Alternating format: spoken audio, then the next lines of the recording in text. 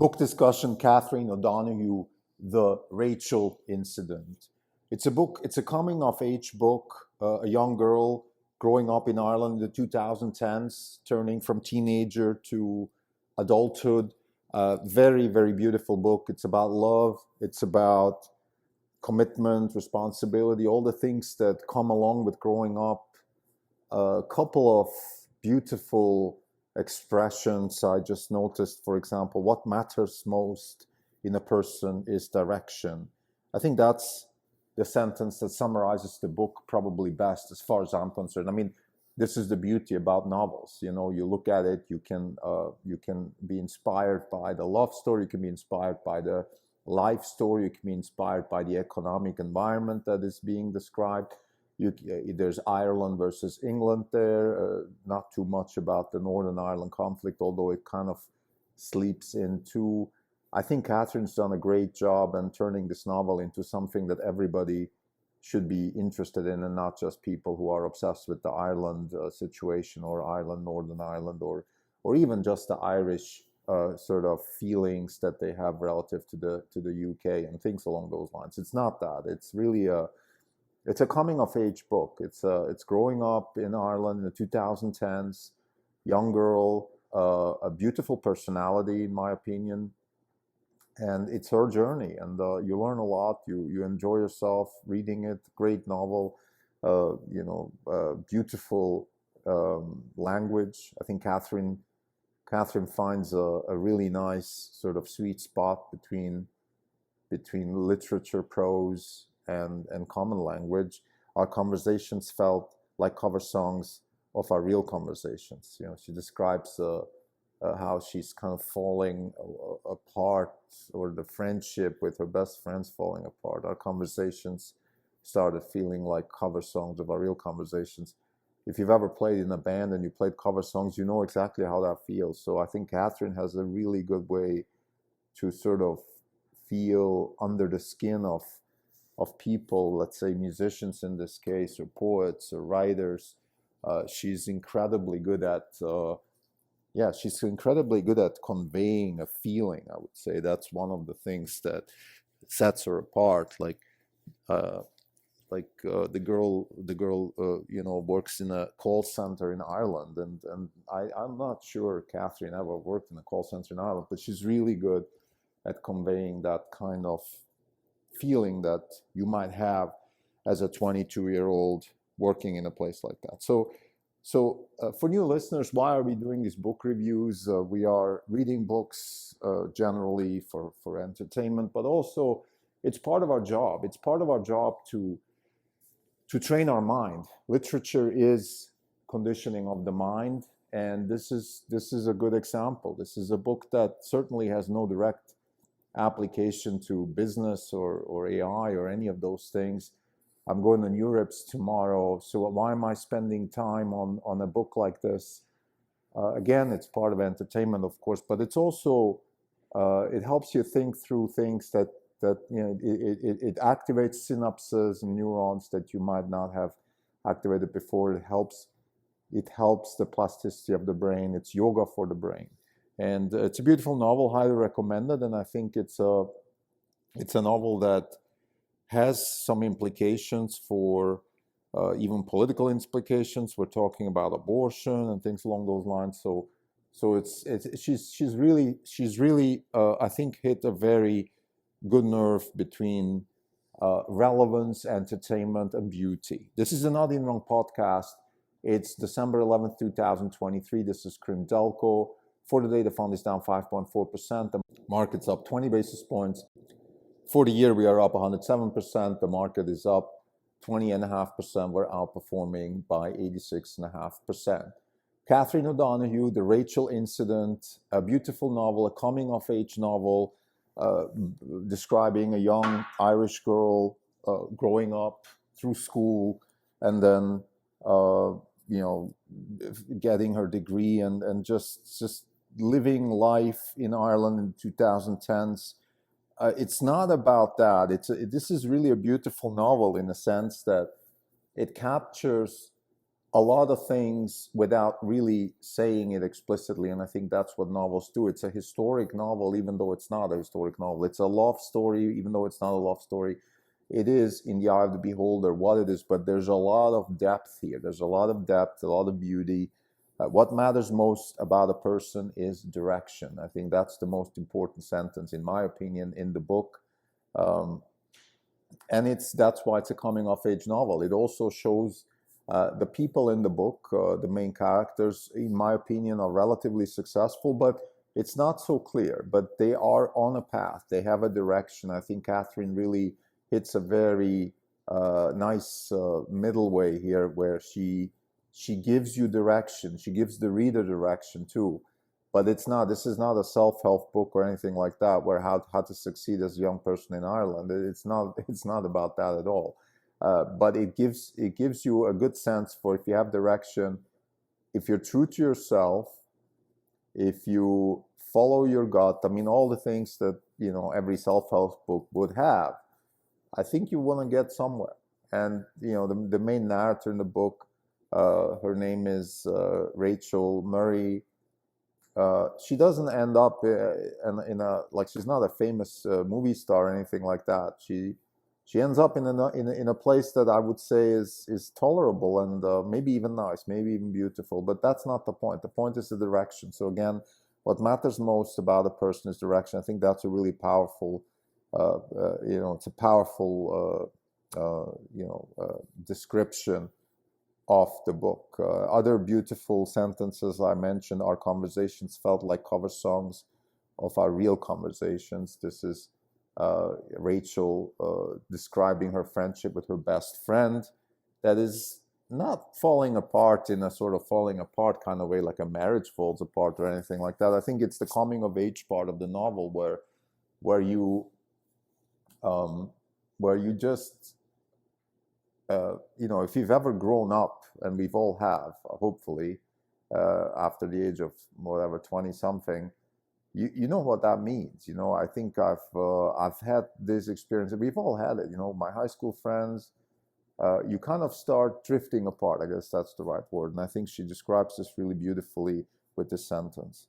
Another beautiful sentence is: we were both sad, and we did not want to be convinced to get out of our sadness. So I think this sentence really encompasses Catherine's style of, very direct, very blunt, and still beautiful. Like, she doesn't, it's not a flowery language. It's a pretty straight, look, I was sad, and just don't convince me to get out of my sadness. And it really captures the feeling of being sad. Being sad is a commitment to being sad.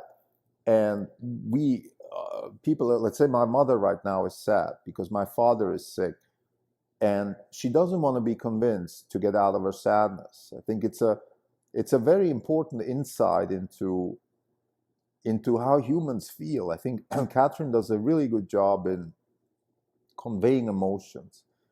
This book reminds me of the book I discussed just a while ago, actually, not too long ago, about another love story, One True Loves by Taylor Jenkins Reid. It reminds me in a sense that both authors are incredibly good at conveying love. And, I've spoken about this also in the context of AI and technology. There are things, or science, there are things scientists cannot do and should not touch, at least not at this point of our knowledge curve where we stand. Novelists can. Describing love, describing commitment, describing fear and hope.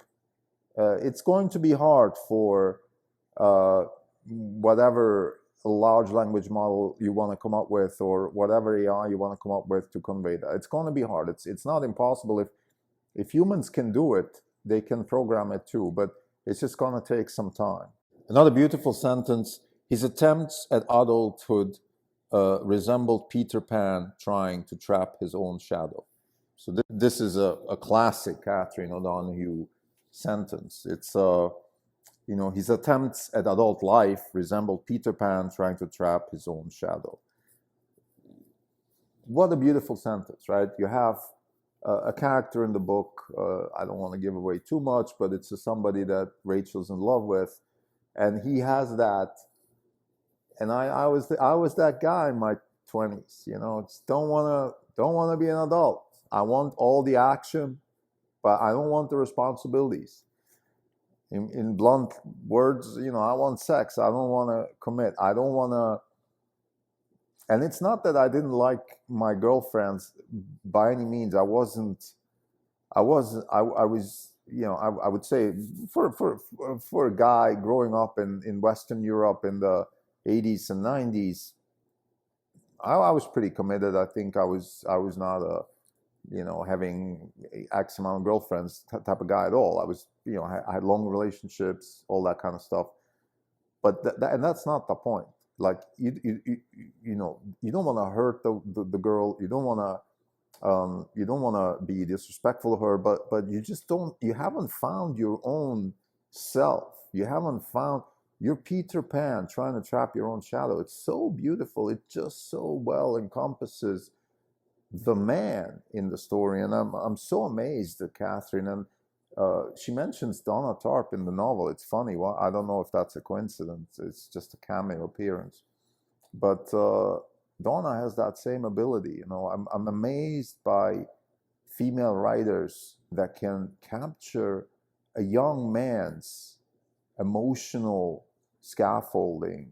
I don't know if they probably have brothers or cousins or they just had, you know, boyfriends and they were, you know, just perceptive people. I mean, that's real art. I mean, forget about, you know, a woman writing about a woman's journey through love. That's hard enough. But a man's journey to love from a woman's perspective, and I'm sorry for those who don't want to talk about what is a woman, what is a man, and all that. For me, there's a clear difference. This book is a very good example. You know, the girl has certain expectations and the man has certain expectations and certain behaviors that are based on those expectations, and they're different.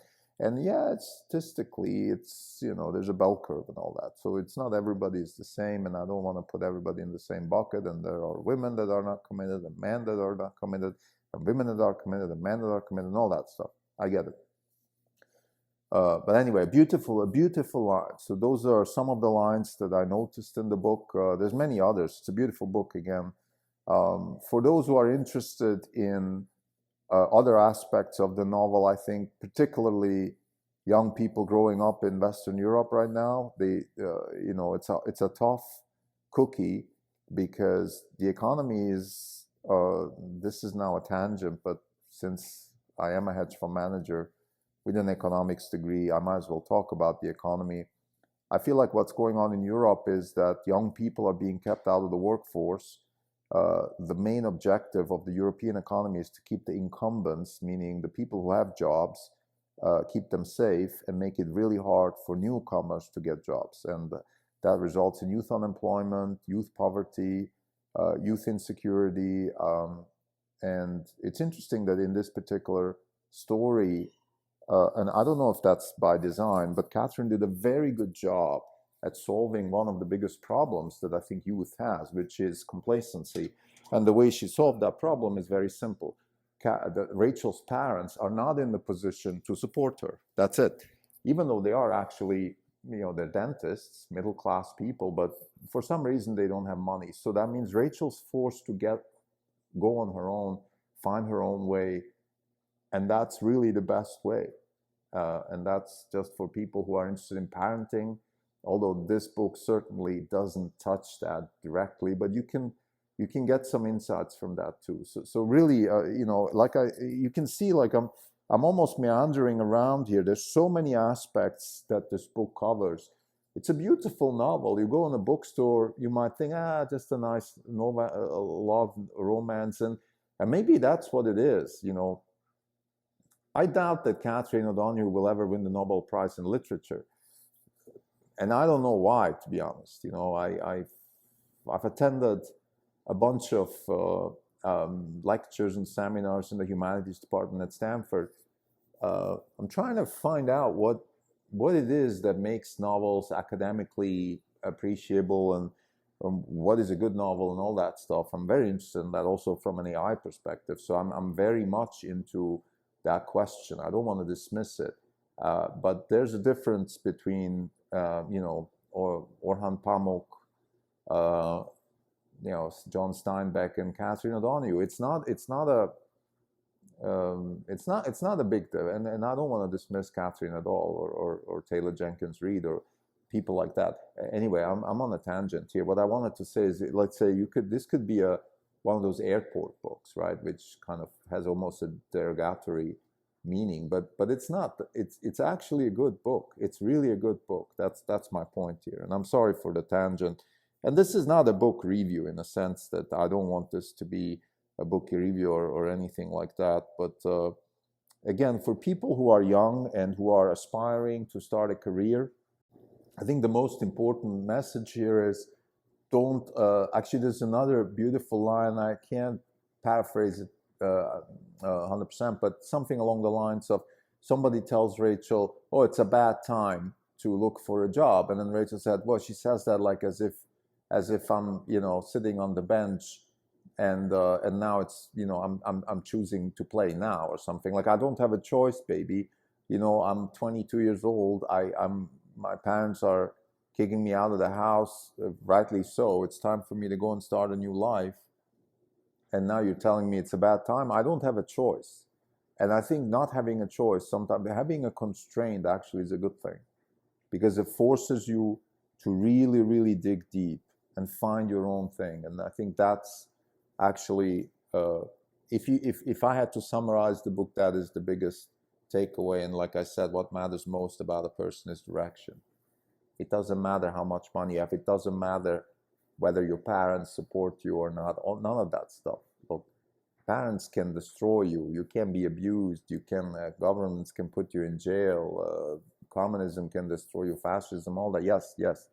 But let's say in some sort of Gaussian norm type environments, in Western Europe, US, Australia, Canada, those types of places where there's some sliver of liberty and some sliver of like people leave you alone kind of culture, you can find your way. You can meander your own. You might have to shut up sometimes. In the 2010s, it was all about, still about terrorism. Today, it's about the other way around. It's about wokeism, and if you're on the wrong side of the opinion, you get chastised. I get that. So we're not free in any which way, the way we think we are. But still, we have that degree of freedom. We have the degree of freedom to choose a direction. I think we do.